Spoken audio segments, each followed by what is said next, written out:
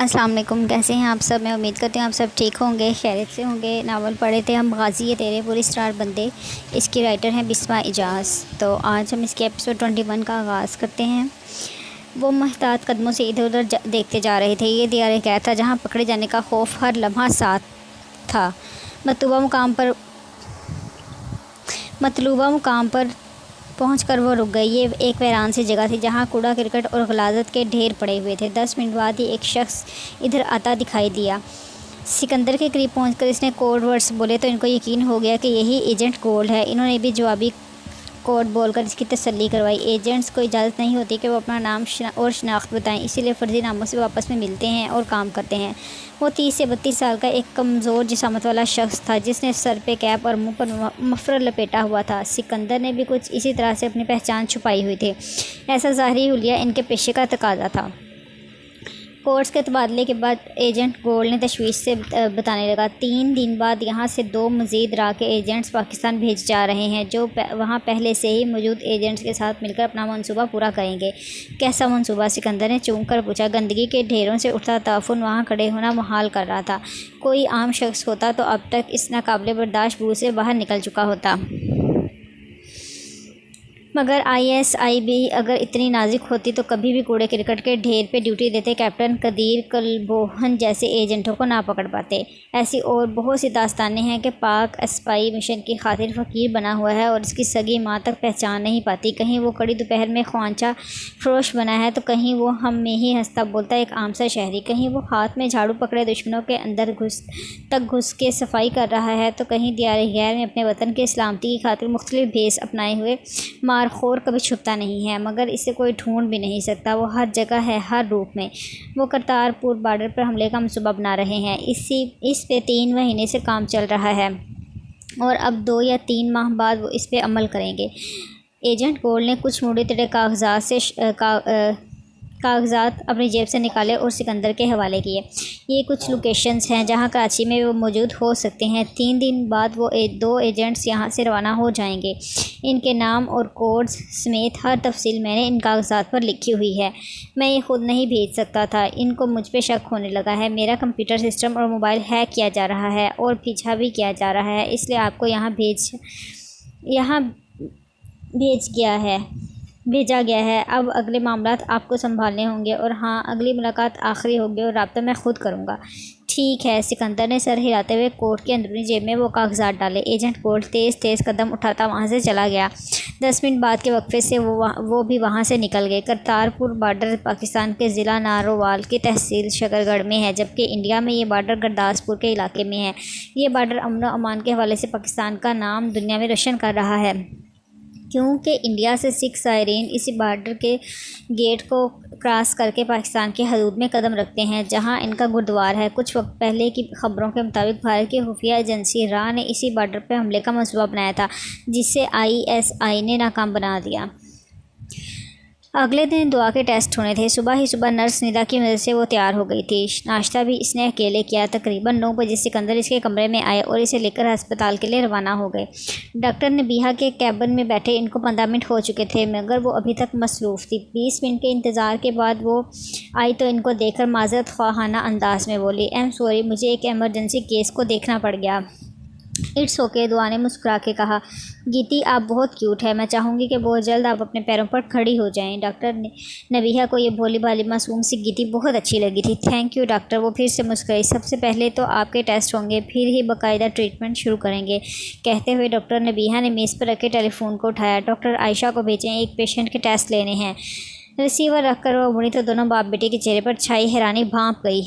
मैं असल में ज़ात पात, रंग, नस्ल और मज़हब के फ़र्क को नहीं मानती। मेरे नज़दीक इंसानियत सबसे अहम है। अगरचे मैं इस हॉस्पिटल के मैनेजिंग डायरेक्टर्स में से हूँ, मगर यहाँ बहुत से मुस्लिम डॉक्टर्स भी हैं और पेशेंट भी। डॉक्टर आयशा भी न्यूरो सर्जन हैं। गीते के टेस्ट वो खुद अपनी निगरानी में करवाएंगी, आप टेंशन ना लीजिएगा। टेंशन किस बात की? आपकी सोच काबिल तारीफ़ है। मेरे नज़रियात भी कुछ इसी किस्म के हैं। सिकंदर को जान के खुशी हुई थी। इसी दौरान डॉक्टर आयशा कमरे में आ गई। वो 40 साल की पुरशफ़ीक सी खातून थी। उन्होंने कमीज़ शलवार पे सफ़ेद ओवरऑल पहना हुआ था। जी डॉक्टर, किस पेशेंट के टेस्ट करवाने हैं? बोलते बोलते इनकी नज़र इस पे पड़ी थी। क्या हुआ इस क्यूट सी बच्ची को? जी ये वही पेशेंट गीती है जिसके बारे में कल हमारी बात हुई थी। इसके एक्सरे, एमआरआई और बाकी टेस्ट आप खुद अपनी निगरानी में करवाएंगी और रिपोर्ट बनाकर मुझे देंगी। ओके डॉक्टर, मैं कर लूँगी। चलो गीती मेरे साथ, वो मुस्कुराते हुए कहकर इसे अपने साथ ले गईं। डॉक्टर नबीहा इनके जाने के बाद सिकंदर की जाने मुतवज्जो हुई। मिस्टर विश्नोद, अगर रिपोर्ट वैसी हुई जैसी मुझे उम्मीद है तो 1 से 2 हफ्तों के दौरान हम ऑपरेशन कर देंगे। कितने अरसे में वो अपने पैरों पर चल सकेगी? सिकंदर की उम्मीद से पूछने पर वो इसे बताने लगी। देखें, पैरालिसिस के केसेस में हम कुछ कह नहीं सकते कि मुतासरा मरीज़ कितने अरसे में ठीक हो सकेगा या अपने पैरों पर खड़ा हो सकेगा। ये डिपेंड करता है कि अटैक कितना शदीद है। आमतौर पे 6 महीने से 1 साल का अरसा भी लग जाता है और इससे कम भी। अगर रेगुलर फिजियोथेरेपी होती रहे और बॉडी को कम से कम डैमेज हुआ हो तो फिर ऑपरेशन के बाद चांस है कि 1-2 महीने बाद वो चल फिर सके। तरक्की याफ्ता ममालिक में इस तरह के कामयाब तजुर्बात किए गए हैं जिनमें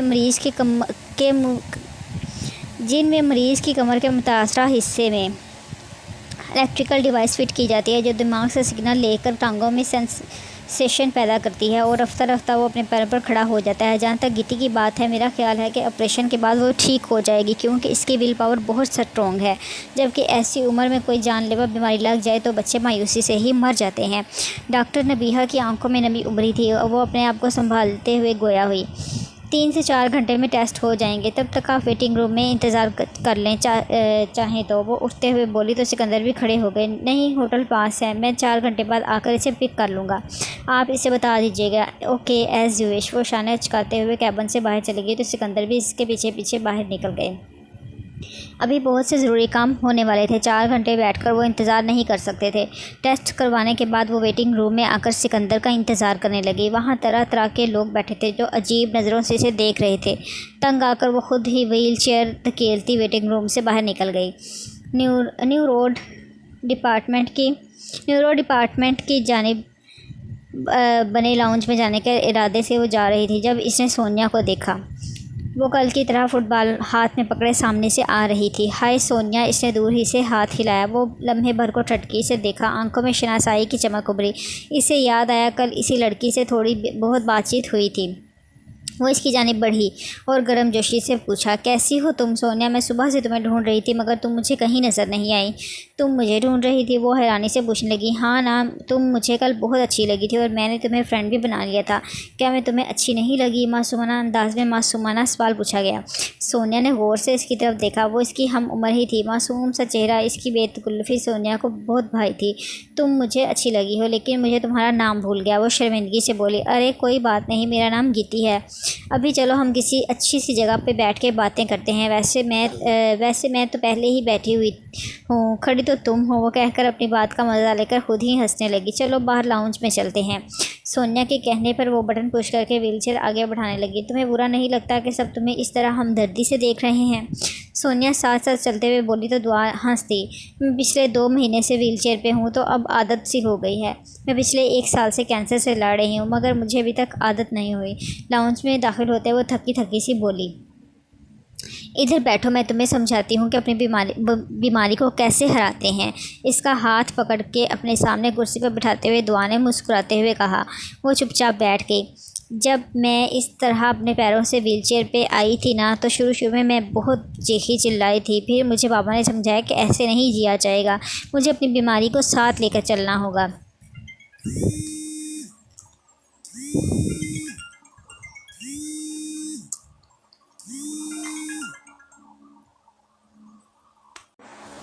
मुझे अपनी बीमारी को साथ लेकर चलना होगा। अगर ये बीमारी मेरे नसीब में दी गई है तो दुनिया का कोई डॉक्टर इसे ठीक नहीं कर सकता। लेकिन अगर मेरा सेहतयाब होना तय है तो फिर दुनिया की कोई ताकत रोक नहीं सकती। बाबा कौन? सोनिया की सुई वहीं अटकी हुई थी। इसने अपना सर पकड़ लिया। इतनी बातों में इसे सिर्फ इस लफ्ज़ का मतलब जाना था। मेरे फ़ादर, मैं इन्हें बाबा कहती हूँ। वो रिसान से बोली। ओह, मैं अपने फ़ादर को डैडी कहती हूँ, वो इंडियन आर्मी में है। तुम मुझे दोबारा आसान लफ्ज़ों में समझाओ, क्या कहना चाह रही हो? देखो सोनिया, सीधी सी बात है, हमें अपनी बीमारी के साथ जीना सीखना होगा। अब तुम्हें कैंसर है तो क्या तुम मुस्कुराना छोड़ दोगी? तुम मुझे क्यों नहीं देखती? तुम अपने पैरों पर चल फिर सकती हो, लेकिन मैं सहारे की मोहताज हूँ। इंसान को इसकी बीमारी नहीं इसकी मायूसी मार डालती है। लेकिन सोनिया ने कुछ कहना चाहा, लेकिन कुछ नहीं। अब मैं तुम्हारी दोस्त हूँ, तुम्हें मेरी हर बात माननी होगी। कल से तुम मुझे हंसती मुस्कुराती और फ्रेश नज़र आओ। Okay boss. सोनिया अरसे बाद खुल कर मुस्कुराई। इसे ये शौक चंचल सी अपनी नई दोस्त बहुत पसंद आई थी। वैसे तुम यहाँ वहाँ क्या फिरती रहती हो? दुआ ने सरसरी सा पूछा। मेरी मम्मी यहाँ डॉक्टर हैं, इसलिए मैं अक्सर यहीं पाई जाती हूँ, इसने हंसते हुए बताया। वाह, क्या नाम है तुम्हारी मम्मी का? डॉक्टर नबीहा रंजीत। अरे वाह, वही तो मेरी डॉक्टर हैं। दुआ खुश से चिल्लाई। मुझे डॉक्टर नबीहा बहुत अच्छी लगती हैं, बहुत स्वीट और काइंड सी हैं। हाँ, सब मेरी मम्मी के बारे में यही कहते हैं। अब अपने बारे में बताओ ना, कहाँ रहती हो, क्या करती हो? मैं यूएई में पैदा हुई हूँ। वैसे मेरे पापा इंडियन हैं, मगर वो 25 सालों से वहाँ ही रह रहे हैं। वो रटी रटाई कहानी से बताने लगी। सिकंदर इसे वापस होटल छोड़ के फिर से कहीं जा चुके थे। निदा इसके लिए काफ़ी लेने गई हुई थी। कुछ देर वो सोचती रही, फिर अपनी व्हीलचेयर घसीटती कमरे से बाहर चली गई। सामने से निदा इसके लिए काफ़ी लिए आ रही थी। मैम, आप बाहर क्यों आ गई? मैं आपके लिए काफ़ी ला रही थी, इसने बौखलाते हुए कहा। निदा, मैं डाइनिंग हॉल में जा रही हूँ, आप ये काफ़ी खुद ही अपने कमरे में जाकर पी ले। और हाँ, अमन साहब को मेरे पास भेजिएगा। वो इसे तहक्कुम से कहती हुई आगे बढ़ गई तो निदा सर हिलाते हुए अमन के कमरे की तरफ बढ़ गई। वो डाइनिंग हॉल के आखिरी कोने वाली मेज़ के पास जाकर बैठ गई। आज तो सारा हिसाब किताब चुकता ना किया तो मेरा नाम भी दुआ नहीं। फ़ोन की बब बजी तो निकाल कर देखा तो व्हाट्सएप पे फ़ातिमा की कॉल थी। अस्सलाम वालेकुम अम्मी, कैसी हैं आप? इसने बशाशत से पूछा। वालेकुम सलाम, तुम कैसे हो? इन्होंने बेचैनी से पूछा। टेस्ट हो गए हैं अम्मी, और अल्लाह का शुक्र है अब पहले से बेहतर हूँ मैं, इसने धीमी आवाज़ में कहा। सिकंदर कहाँ है? मेरी कॉल पिक नहीं कर रहे। पता नहीं अम्मी, कहाँ कहाँ घूमते रहते हैं, मेरे पास भी बहुत कम टिकते हैं। आपके शोहर के इरादे मुझे ठीक नहीं लग रहे। अभी भी वो बहुत हैंडसम हैं, इन पर कड़ी नज़र रखा करें, इसने शरारत से कहा। तो वो भी हंस दी। ऐसी बात नहीं, मेरा शोहर बहुत शरीफ इंसान है, मुझे पूरा भरोसा है इस पर। अच्छा सुनो। कुछ देर इधर उधर की बातों के बाद इन्होंने मतलब की बात पे आते हुए कहा। जी अम्मी बोलें, कोई ख़ास बात है क्या? इसने कहा।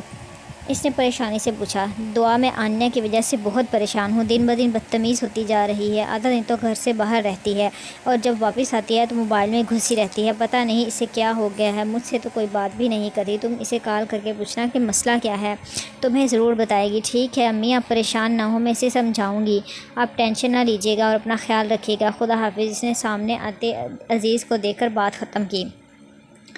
नमस्ते गीती जी, इसने बाकायदा हाथ जोड़कर प्रणाम किया तो मुस्कुराहट दबा गई। बैठिए अमन उर्फ नकली अमेरिका साहब, इसने जिता दिया कि इसे सब याद आ चुका है। अज़ीज़ का कहा बेसाख्ता था। तो फाइनली आपको सब याद आ गया? इसने महफूज होते हुए पूछा। जी बिल्कुल, और DFM है आपकी एब्रीवेशंस पे, मुंह बनाते हुए इसने कहा। जहाँ तक मुझे याद पड़ता है, किसी ने बड़े फ़ख्र से बताया था कि DFM इसके नाम की अब्रीवेशन है। वो मासूमियत से बोला तो इसका दिल चाहा कि इसका सर फाड़ दे। वैसे आपका नाम अमन नहीं बल्कि जंग होना चाहिए था। मुँह से आग के गोले बरसाते हैं। अज़ीज़ ने दिलचस्पी से इसके खफा चेहरे को देखा। Okay, I am sorry for my abbreviations. वो दिलकशी से मुस्कुराते हुए बोला। इट्स ओके, क्या लेंगे आप? काफ़ी या मैंने लंच नहीं किया अभी तक, और मेरा ख्याल है आपने भी नहीं किया, तो खाना ऑर्डर करते हैं। इसकी बात काट के इसने खुद ही फैसला सुना दिया। ध्यान से हलाल फूड ऑर्डर कीजिएगा, बल्कि खुद खाना लेकर आइएगा। इसे काउंटर की तरफ जाते हुए देखकर इसने कहा तो वो सर हिलाता हुआ चला गया। ये भी अजीब मुसीबत है, अपने मुल्क में होते हैं तो डरले से आंखें बंद करके जो मर्जी खा लेते हैं, वो पराए मुल्कों में तो टेंशन ही लगी रहती है कहीं कुछ गलत सलत खाकर अपना ईमान ही ख़राब ना कर लें। और यहाँ तो इनकी गाय माता से ही डर लगा रहता है कि कहीं तबर्रुक के तौर पर कुछ खाने में ही ना मिला दें। वो बड़बड़ाते हुए मुंह बनाकर इधर उधर देखने लगी। जहन में फ़ातिमा की बातें गर्दिश करने लगीं। अचानक एक कुंदा सा दिमाग में लगा। इसने एक नंबर मिलाया। राब्ता होने पर वो धीमी सी आवाज़ में कहने लगी, मुझे आन्या की मुकम्मल रिपोर्ट चाहिए, वो भी कल तक, हर हाल में। सूरज की किरणें तपती दोपहर को और झुलसा कर गर्मी में इजाफा कर रही थी। कराची में तो गर्मी को बस मौका चाहिए होता है कि कब वो हेड स्ट्रोक की शक्ल में बंदों की जान ले। ऐसे में इन सारी बातों से बेनियाज वतन के रखवाले अपने फ़राइज़ की अंजामदही में मसरूफ़ थे। आज फिर IB वालों की की पॉइंट 3 पर मीटिंग थी। जैसा कि आप सब लोग जानते हैं कि सूरत हाल नहायत गंभीर हो चुकी है। बात मुल्की दिफा पे आ गई है। अब मज़ीद हाथ पे हाथ धरे हम नहीं बैठ सकते। DSP एम फराज ने सबको एक साथ मुखातिब करते हुए कहा, आप ठीक कह रहे हैं सर,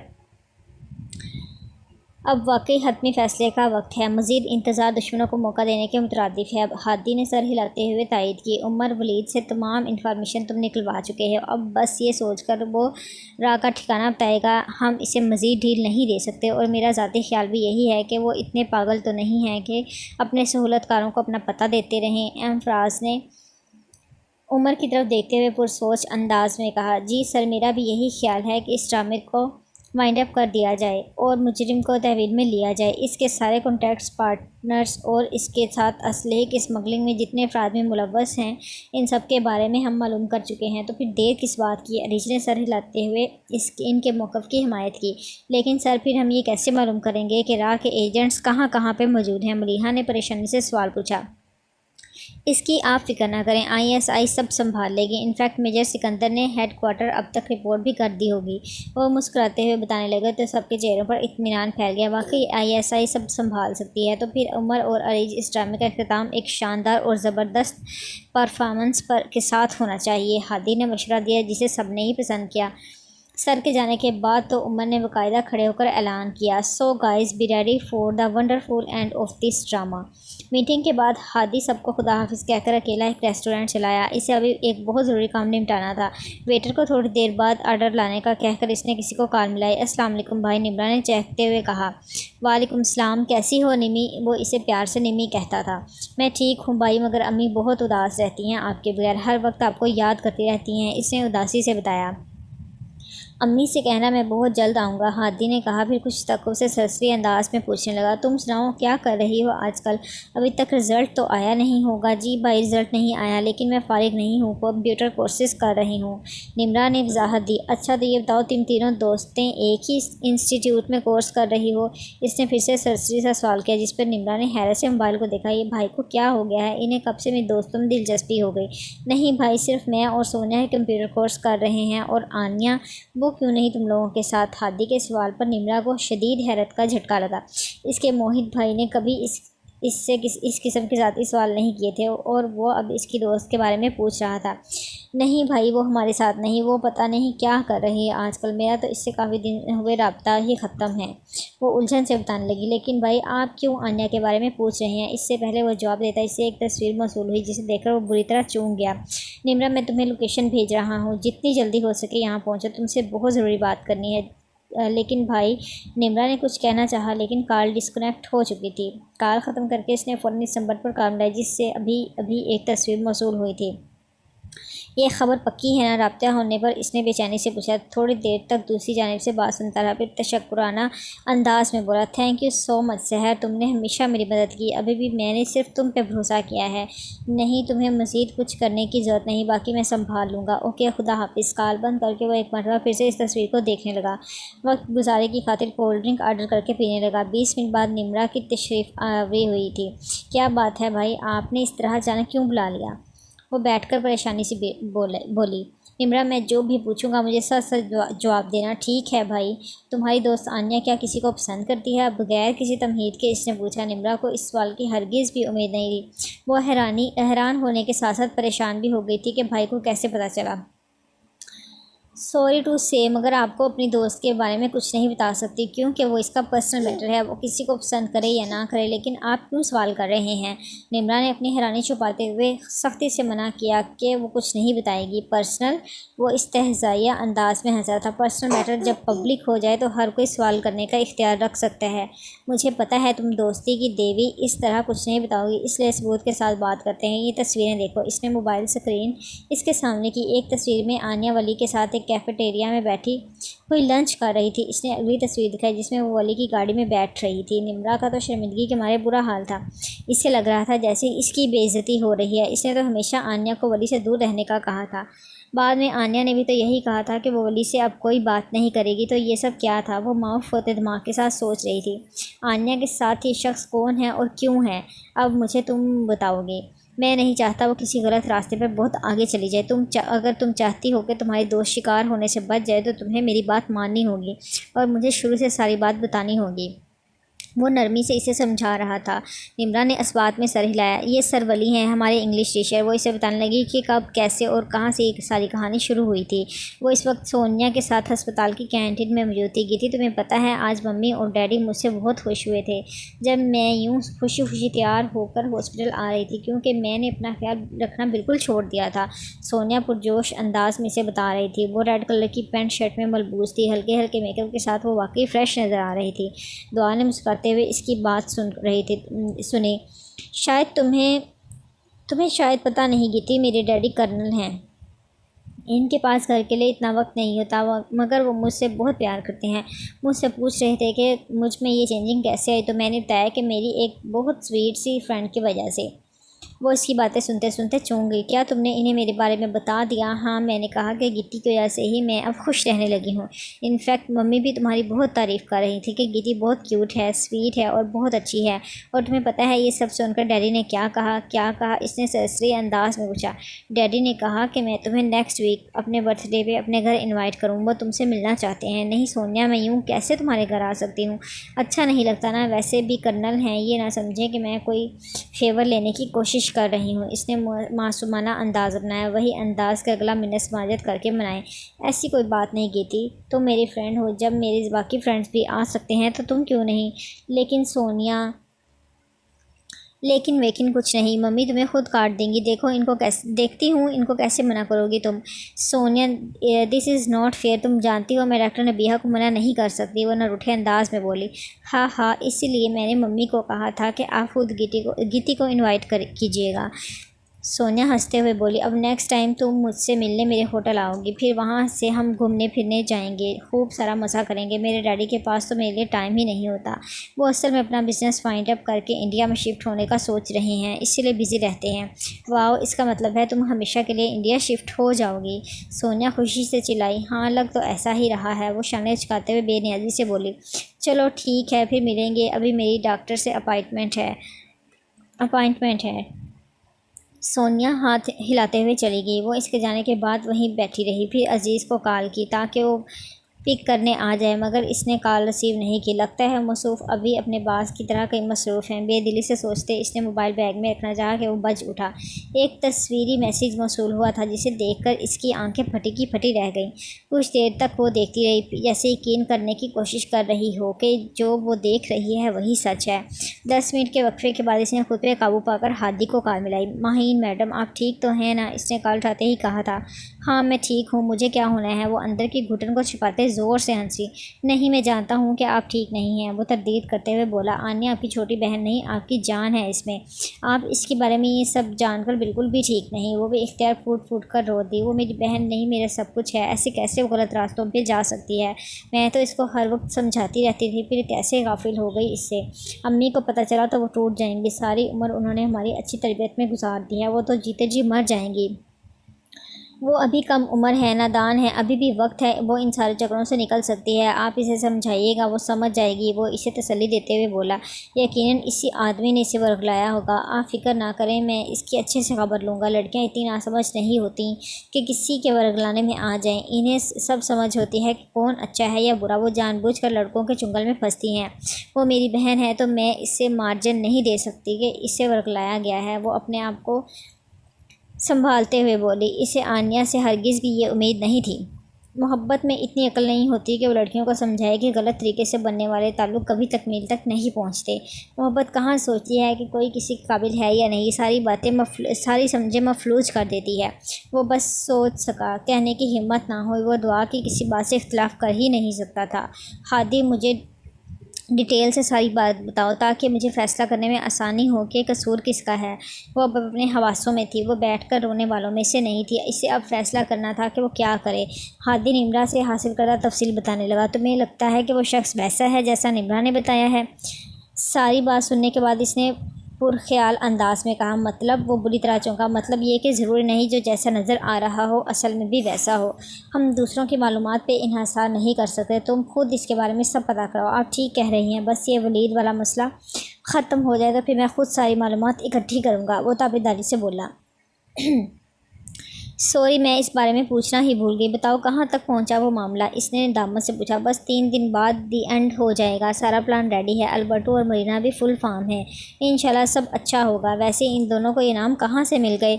मरीना तो फिर भी चलो ठीक है, मगर अल्बर्टो ऐसा लगता है जैसे किसी अच्छे खासे अल्बर्ट नाम के बंदे का कान मरोड़े हों। वो हंसते हुए बोली, मैं होती तो कम से कम नाम तो अच्छे रखती इन दोनों के। मैं होती तो कम से कम नाम तो अच्छे रखती इन दोनों के। सही कह रही हैं, उमर ने तो वाकई अजीब सा नाम रखा है। खैर आप बताइए कि ऑपरेशन कब है? वो मौजू बदलते हुए बोला। 2 हफ्ते बाद। दुआ करना मैं फिर से अपने पैरों पर खड़ी हो जाऊं। मैं चाहती हूं मैं भागूं दौड़ूं, अपने पैरों पर चलती जाऊं, बगैर रुके इधर उधर देखे, गोल गोल घूमूं, पंजों और एड़ियों के बल उछलती फिरूं। वो ज़िंदगी से भरपूर लोगों को इधर से उधर चलते फिरते देखकर हसरत से कह रही थी। हादी खामोश सा हो गया। दुआ ने इसकी खामोशी महसूस कर ली थी। और एक मज़े की बात बताऊँ, मैंने सोच लिया है जब मैं ठीक हो जाऊंगी इतना चलूँगी कि पैदल ही इंडिया से पाकिस्तान आ जाऊँ। वो बेइख्तियार हंस दिया। वो जानता था कि वो किसी भी कैफियत को ज़्यादा देर तक खुद पे सवार नहीं कर सकती। अच्छा चलो ठीक है, मुझे अपडेट करते रहना कि क्या हो रहा है, फिर बात होगी। खुदा हाफिज़। खुदा हाफिज़ माहिर मैडम, अपना ख्याल रखिएगा, इसने मध्यम से लहजे में तलकीन की।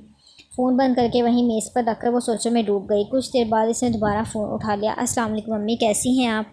वालेकुम सलाम, मैं ठीक हूँ, तुम बताओ सब खैरियत है ना? इन्होंने तशवीश से पूछा।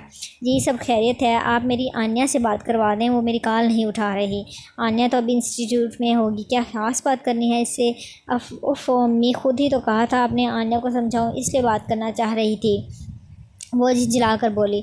कुछ देर इधर उधर की बातें करने के बाद इसने फ़ोन बंद कर दिया। इससे लग रहा था जैसे आनिया इसे जानबूझ के इग्नोर कर रही है, इससे बात नहीं करना चाहती। ना जाने इसे वहाँ बैठे कितनी देर हो गई थी। सामने से आती सोनिया को देखकर इसने सोचा कि थी तुम अभी तक यहीं हो, मुझे लगा तुम चली गई होगी। वो शदीद हैरानी से बोली, आहा, वो मैं इंतज़ार कर रही थी कि कब तुम आओ तो हम मिलकर लंच करें। वो बात बनाते हुए बोली, तुम 3 घंटों से मेरा इंतज़ार कर रही थी? हाय सो स्वीट ऑफ यू गिती, तुम मेरी बहुत अच्छी फ्रेंड हो। इसने लाड से दुआ के गले में बाहें डाली तो वो झींप गई। चलो फिर तुम्हारे होटल ही चले जाते हैं, वहीं लंच कर लेंगे, सोनिया ने तजवीज़ पेश की। वो दोनों बात करते हुए वहाँ से दूर जाने लगी। साहिल समुंदर पे वाक़या कॉटेजेस में एक कॉटेज में इस वक्त जश्न का सा समा था। यह कॉटेज राव वलीद के एक अयाश दोस्त का था जो इसने आज की पार्टी के लिए उधार लिया था। ये काफ़ी बड़ा कॉटेज था जिसके पिछले हिस्से में खूबसूरत लान रंग बिरंग लाइटों की रोशनी में जगमगा रहा था। सारी तैयारी मरीना ने वलीद के साथ मिलकर करवाई थी। 2 दिन पहले अल्बर्टो और मरीना से इसकी बहुत बड़ी डील हुई थी वो, और इसी खुशी को सेलिब्रेट करने का मशवरा मरीना की जानिब से आया था, जिसके नतीजे में राव के तमाम दोस्त, बिजनेस पार्टनर्स और सारे कॉन्टैक्ट्स यहाँ मौजूद थे। अच्छा है सब एक साथ पकड़े जाएंगे, वरना हम और कितने फेस बनाते रहेंगे। अलीज ने सबको खुशखबरियों में मसरूफ़ हराम मशरूबियत देखकर दिल में सोचा, मरीना तुम यहाँ क्यों खड़ी हो? आओ वहाँ आओ, सब कितना एंजॉय कर रहे हैं। वलीद ने इसके पास आकर लगावट से कहा तो वह जबरी मुस्कुराहट से इसके साथ आगे बढ़ गई।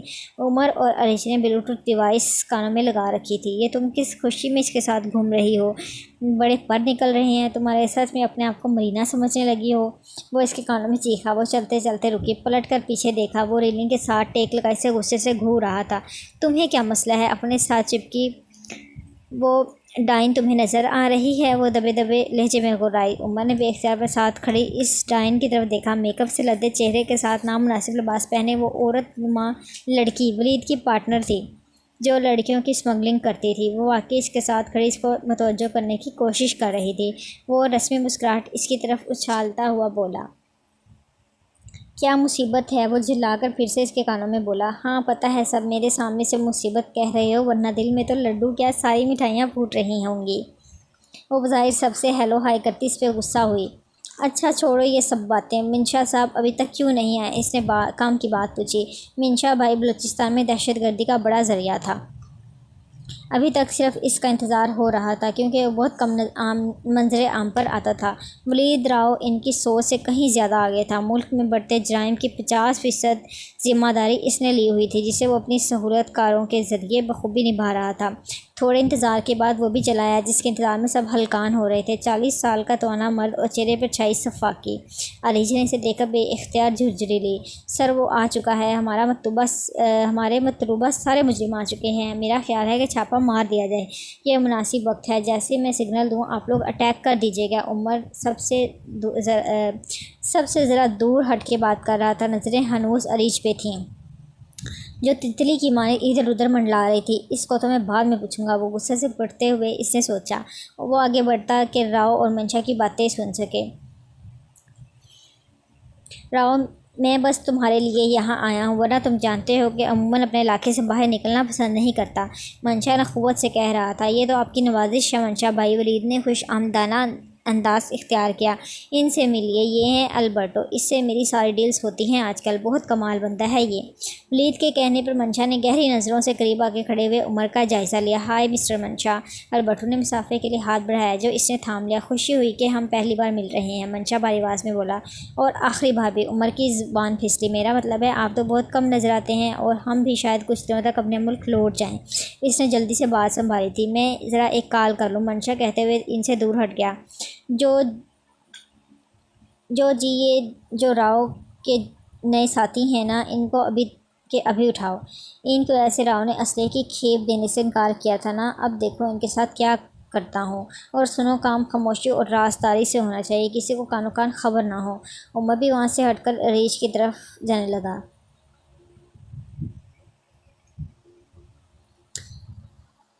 उमर भी वहाँ से हटकर अलीज की तरफ जाने लगा, जो एक तरफ खड़ी फ़ोन पे मसरूफ़ नज़र आ रही थी। दफ़ातन उमर के मोबाइल पे दब हुई। उमर, कितनी देर और है? अलीज का मैसेज था। बस 10 मिनट और फिर सारा खेल ख़त्म।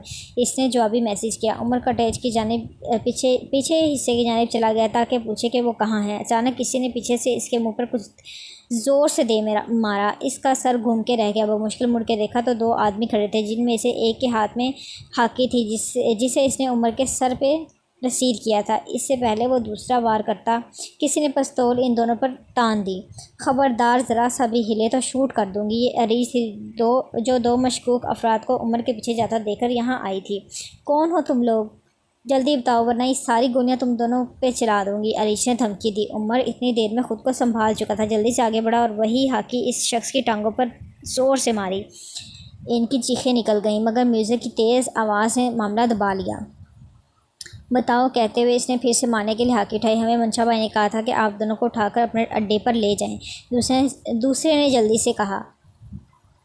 उमर, हम बस पहुंच गए हैं। तुम दोनों खैरियत से हो? ब्लूटूथ से हादी की आवाज़ आई। नहीं, तुम लोग ना पहुंचो अभी भी, मेरा सर फट जाएगा और मैं अगवा कर लिया जाऊंगा, तब पहुंचना, इसने चिल्लाते हुए कहा। तो इस नाजुक सूरत हाल में भी अरीज की हंसी छूट गई। इसी लम्हे बाहर की जानिब से शोर उठा था। आर्मी के जवान पहुँच चुके थे और ऑपरेशन शुरू कर दिया गया।